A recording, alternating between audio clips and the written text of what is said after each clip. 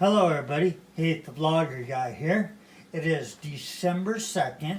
We are getting ready to start our second reading of the Christmas season. And once again, we're just going to go ahead and focus on Ladera. I mean, you can also see my kids' gingerbread house that they made. They're pretty proud of that. Their grandma bought that for them, and they put it together over at her place. So they're really, really excited about that. And you can also kind of see I put some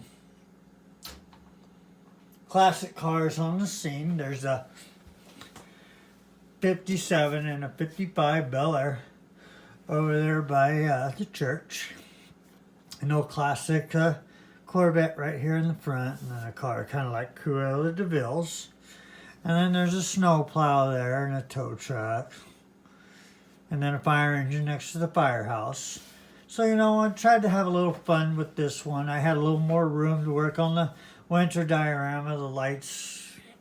I was kind of trying to go for the stars in the sky kind of look. I don't know if I was able to hit that well, but, you know, I had to try. All right, and tonight's book is called The Biggest Christmas Tree Ever.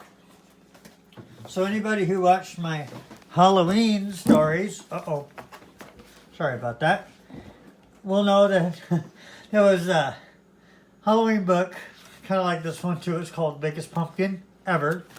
So I'm pretty sure it's going to kind of be along those lines.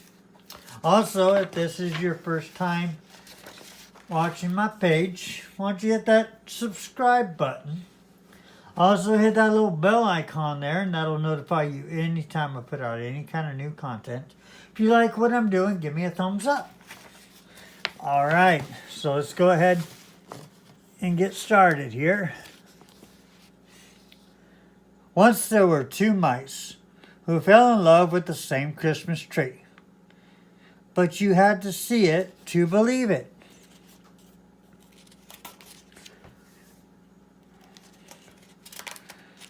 New book. Pages are kind of sticky.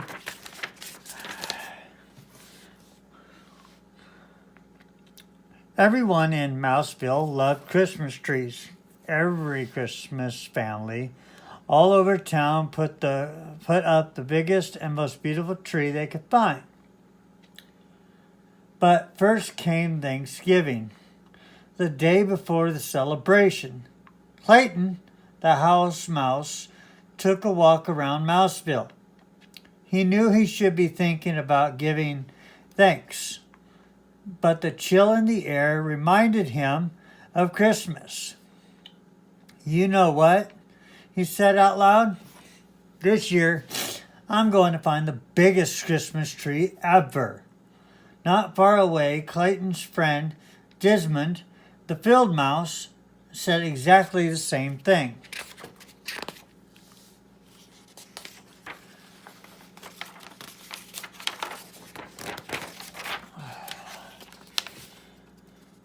That night, Clayton helped his mom and dad and his brother, Andy, and his sister, Trudy, make a special cheese casserole and nut pie for Thanksgiving dinner.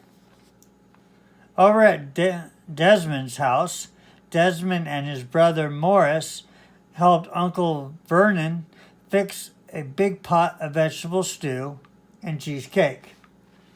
Everyone ate much too much. After dinner, Clayton's grandma and grandpa sat in the living room, holding their tummies and grumbling. Over at Desmond's, the cousins from across the road stretched out on Uncle Vernon's sofa and took a nap.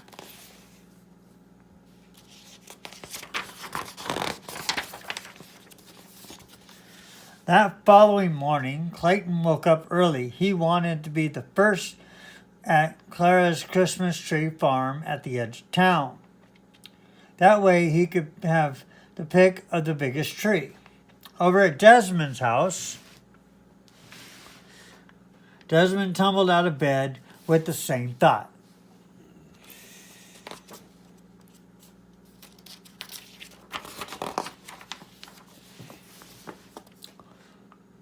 Clayton hurried over to Claire's, but it was hard to be very fast.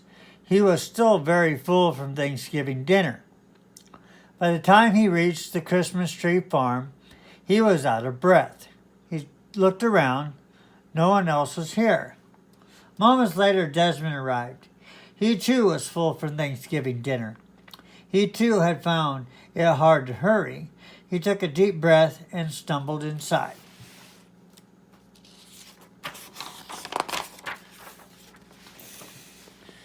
Clayton wobbled down the rows of trees. Here was a nice one, but it was much too small. There was another, but it was squat and had a crooked top. Over there was the third, but it was average height and had big gaps between its branches. Struggling down another row, Desmond was having the same problem.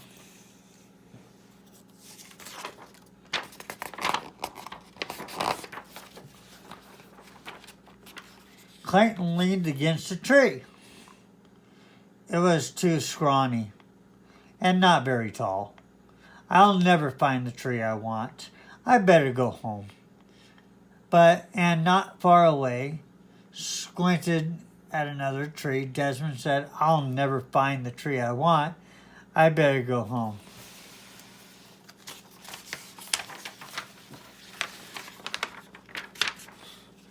When Clayton reached his house, it was the middle of the morning, but he was still too full, and he was tired.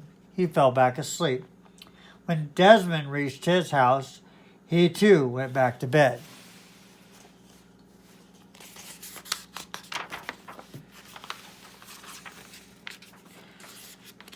Clayton woke up for lunch and spoke to his dad. Dad said, go on this afternoon, walk to the far edge of the Christmas tree farm. The biggest trees are there. When Desmond woke up for lunch, Uncle Vernon told him the same thing.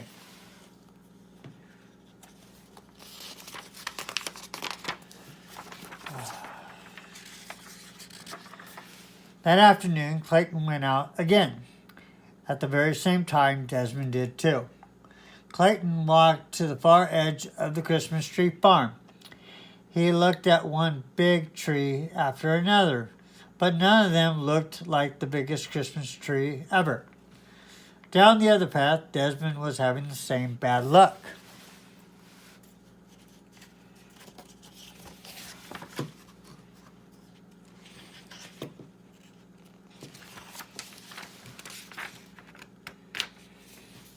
Starting to lose hope, Clayton peered around a very thick trunk.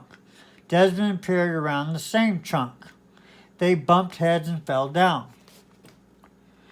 I bet you're looking for the biggest Christmas tree ever, said Clayton. I bet you're looking for the biggest Christmas tree ever, said Desmond. Why don't we find it together, said Clayton. No one said we couldn't, said Desmond.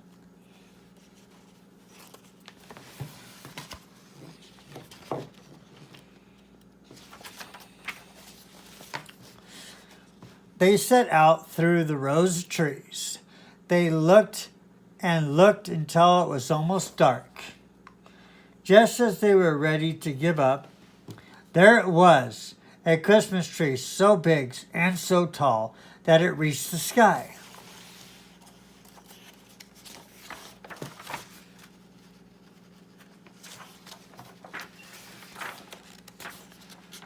How will we cut it down? Clayton asked. It's too big for the two of us. Where will we put it? Desmond asked. It won't fit in your house or mine. Clayton and Desmond smiled. Our families will help us, they said together. And that is what happened. Clayton's dad and Uncle Vernon came out with their axes, and with the help of Clayton and Desmond, they chopped down the giant tree.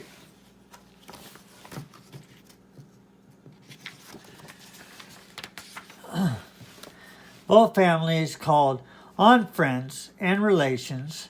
All together, they loaded the tree onto 100 red wagons and pulled it to Clayton's front yard. They decorated it with the most wondrous ornaments and colored lights. And on Christmas Eve, with all of the Mousevilles celebrating around it, the biggest Christmas tree ever lit up the entire hillside. Clayton and Desmond shared a high five. "We did it," said Clayton. "All of us together," said Desmond. And that was tonight's story. I do hope you enjoyed that one. It was a very cute story. Still don't have a name for my village here. So if anybody has any ideas, feel free to leave those in my comments, and I will take a look at what you guys think I should name my little village here. But until we see each other again, bye-bye.